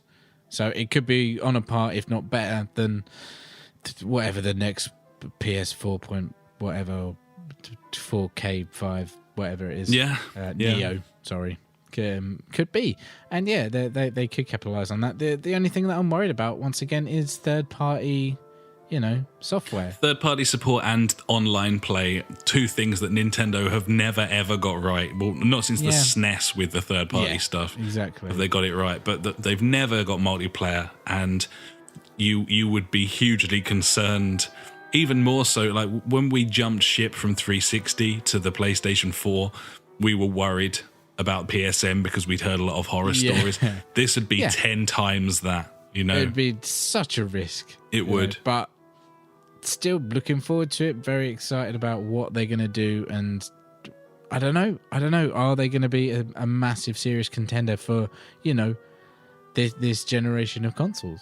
It's going to be interesting. I just don't think that they would be trying to compete power-wise with the other systems. I think in terms of the specs that you've seen from their consoles in the past, they haven't been trying to do that since about 1996. No. So I hope, I would like it to be a powerful system. I suspect it probably won't be that powerful, but I could see it being as powerful as a PS4. I mean, PS4 came out 3 years ago. It should be, and yeah, it should be. And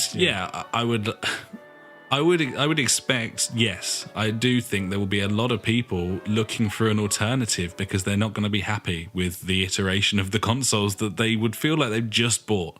And it is, as you say, Bob, it is a huge opportunity for Nintendo. But the things that really matter to me, third-party support and online multiplayer, I don't trust Nintendo to get either of those two things right, and that's probably why it won't be a viable option. But one thing's for sure, I'm very excited to find out more about it. I hope they do a big old thing at E3, and I'm very excited for that.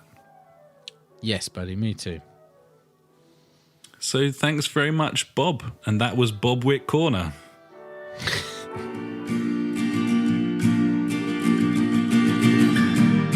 Every week, we end the show with questions and comments sent in by you. If you've got anything for us, just pop an email to the jfgpodcast@gmail.com or contact us on Facebook, Twitter, or at justforgamers.co.uk.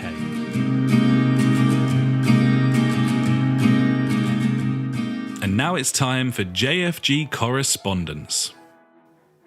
What's the happy habs, buddy? We got some cheeky bits and bobs this week, buddy. We got PJ wading in first. Nice. He says, "What are your thoughts on gaming-related apparel? Never been partial myself, but have nothing against it. Do you both have your JfG bum bags stroke fanny packs?" Unfortunately, I never got around to purchasing one. No, neither did I. Which is a shame. I'm guessing they're still about if you want them. Yeah, I think which is weird. I think they are on. There is a JfG Spreadshirt store out there where you can get some cobbled together nonsense. It's vintage now because that doesn't exist. The old Justice for Gamers, it's just for gamers now, buddy. So, while stocks last, buddy. Indeed. I haven't got any gaming related clothing. I haven't got any. Do you? I do. Yes. I'm wearing a Borderlands t-shirt right now. I've got an Earthworm Jim t-shirt. That's classy. I got a Metal Gear Solid t-shirt. I bought it because I took back, I think it was like PES 2013, I think. Well, and you would. It was like, yeah, I know. I took it back because I was like, this is shit. I mean, like to trade in. And they gave me like £4 or something for it. And I was like, oh, fuck, I'll just spend it right here, right now. And I was like, oh, a t-shirt, I'll have that. And I didn't look at what it was. I was just like, I'll have a t-shirt, thanks. But I've got a Mario one, but most of these t-shirts, bar the Metal Gear Solid one, which is like an official one, all of these t-shirts are like mashup t-shirts. So you've seen a couple of them that I've got. So like my Mario one is a mashup between Star Wars and Mario, where it's the classic Star Wars picture of like Luke with his lightsaber in the sky with Leia next to him, but obviously it's Mario with Princess and Instead of Darth Vader in the background, it's Bowser, and yeah, it's fucking cool. Very cool. Yeah. There's a website that I go on daily because they update it daily with new designs, and they're only on there for 24 hours.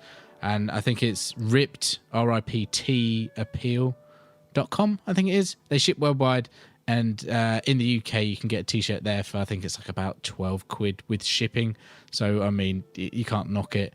I've also got one of my favorite t-shirts is like instead of Heart New York, it's got the Stay Puft face.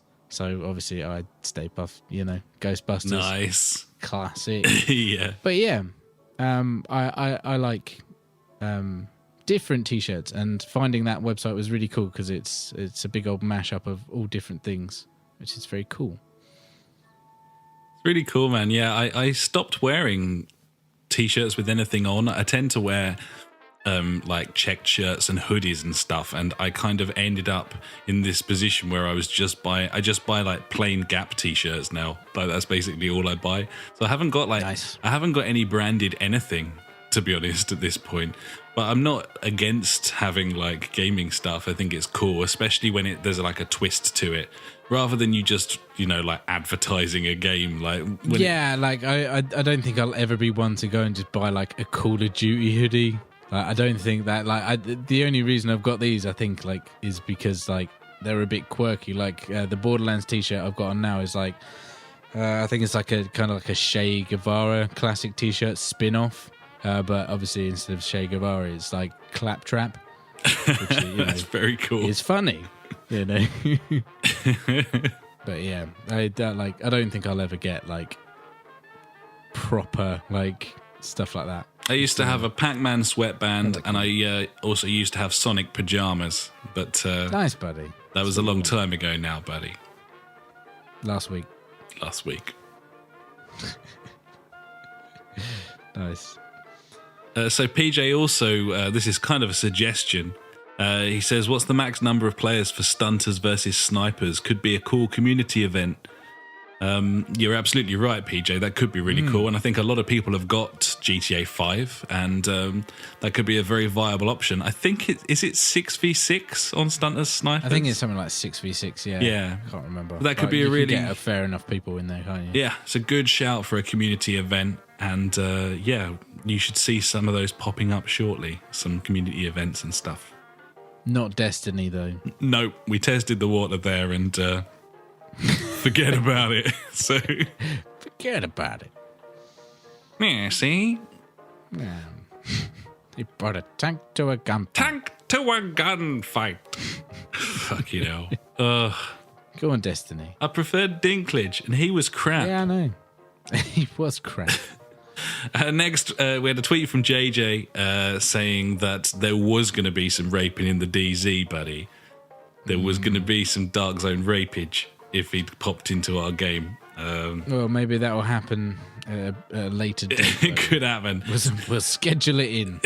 Sounds like he means business. So definitely. There you go. Nice.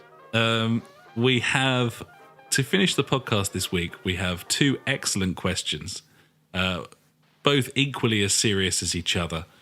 From definitely. From Mel Gibson's Soul. Big fan. Big fan. So, firstly, he says, great podcast as usual. I think I'm bi-curious for VR thanks to you, but I was wondering if there's any below-the-radar games that you are ultra super pumped for.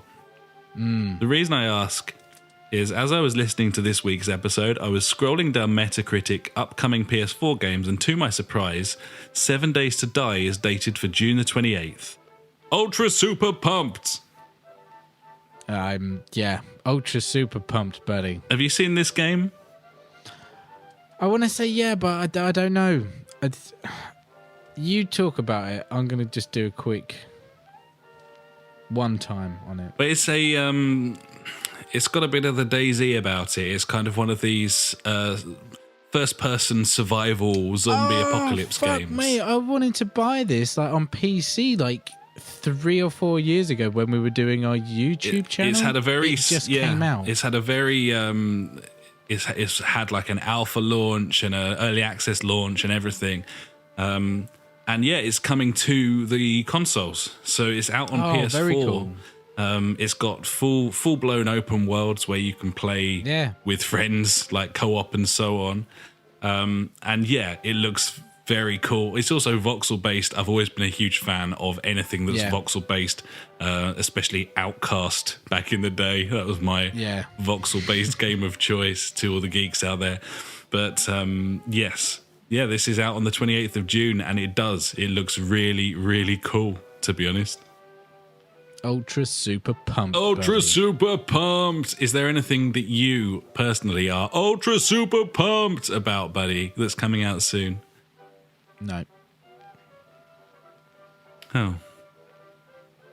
I don't know. I want Red Dead Redemption 2 now, buddy. That's all I can think about. Struggling not to think about that. For me, it'd be some of the Rezzed games that I saw. City of the Shroud, I want to get stuck into that. So I'm looking forward to that coming out.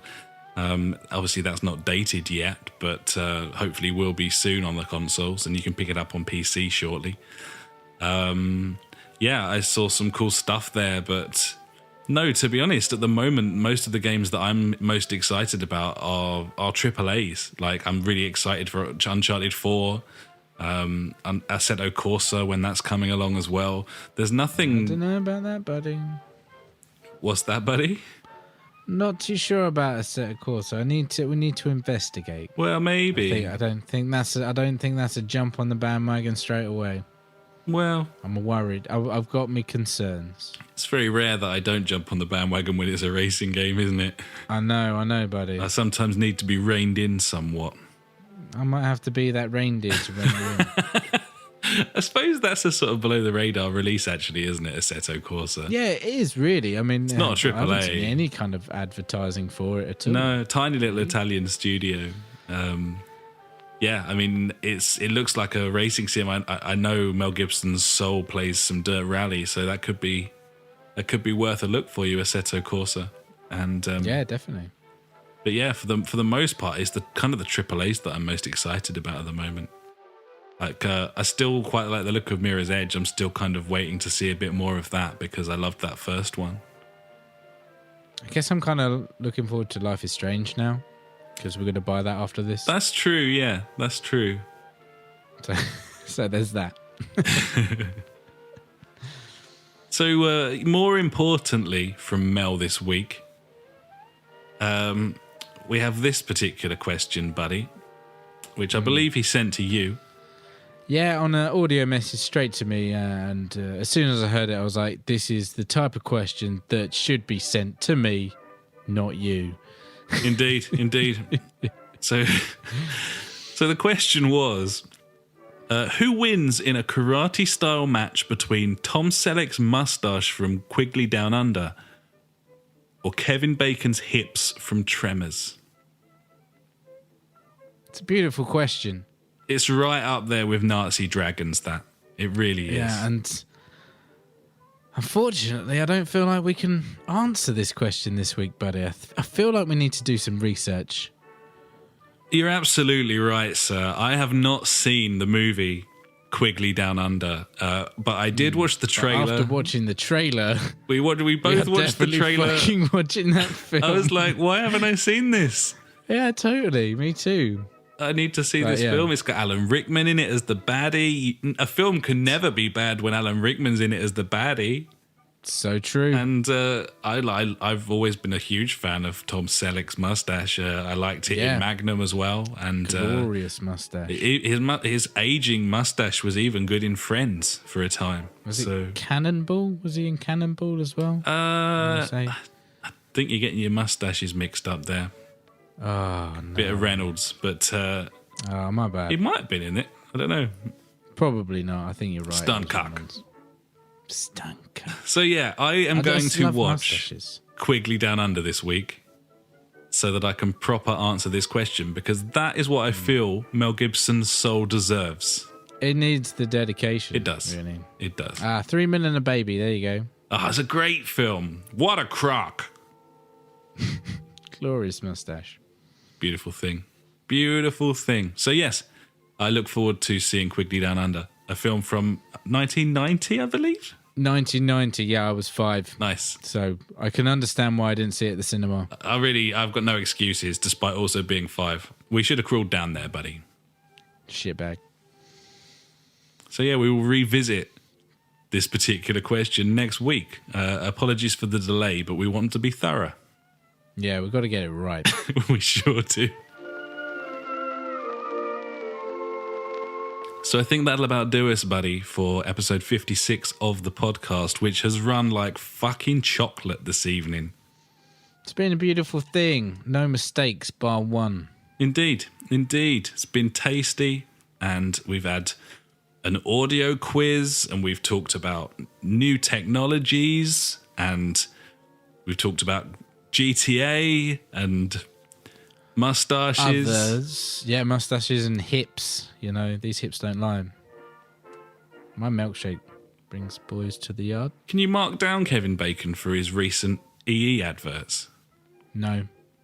I suppose it's Tremors, isn't it? So you can't talk about anything he did afterwards. I mean, like, I'm a bit upset that we can't talk about Footloose because, you know, his hips in that, pow. It's true. Magic. It's true. That boy knows how to dance. He sure does. Yeah. Are you on now, buddy, or are you heading off? Yeah, I'll pop about. Probably some Trackmania or something, I guess. Yes, I was thinking exactly that, buddy. Gibbons. Beautiful thing. Excellent news. Well, thank you very, very much for listening. You can find us at www.justforgamers.co.uk, Facebook/the JfG podcast. We're on Twitter. Our handle is @the JfG podcast. We're on SoundCloud, SoundCloud/justforgamers. We're on YouTube. We still don't have a URL. We will do soon. Just search the JfG podcast. You can find us on Stitcher. You can find us on Reddit. And we're also on Google Plus, if that is how you choose to live your life. Have a cracking week, buddies. And I've been Alex and he's been Ash. Please tell your friends and get them to tell their friends about us. We love talking and we want more people to listen. So, you know. Crucial for our sanity and our egos that we develop our listening base. So, yes, that'd be lovely. Spread the word, buddies. You'll be doing them a favour. And the people that you tell, they're later to the party. We'll still always love you more than them. It's true. But we don't want them to miss out. So, yeah, spread the word. Yeah. And goodbye. Take it easy and goodbye.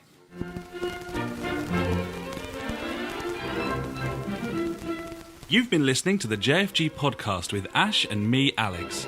To find out more, head to www.justforgamers.co.uk, Facebook/the JfG podcast, or Twitter where we are @the JfG podcast. Episodes go live every Sunday, and if you could pop onto iTunes and write us a quick review, we would love every inch of you, even if you got old and fat. Thanks so much for listening, and we will catch you next time.